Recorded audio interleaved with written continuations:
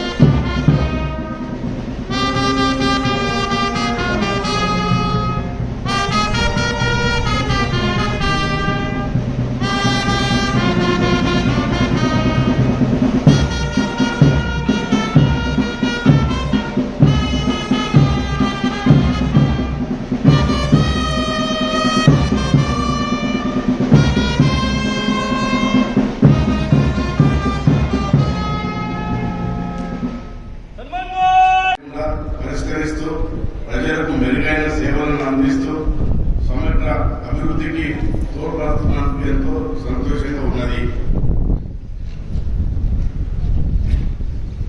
రుణ భారంతో బ్రతుకు భారమైన తెలంగాణ రైతాంగం నేడు రైతు నేస్తం పథకం ద్వారా అందించే రైతు రుణమాఫీతో రైతు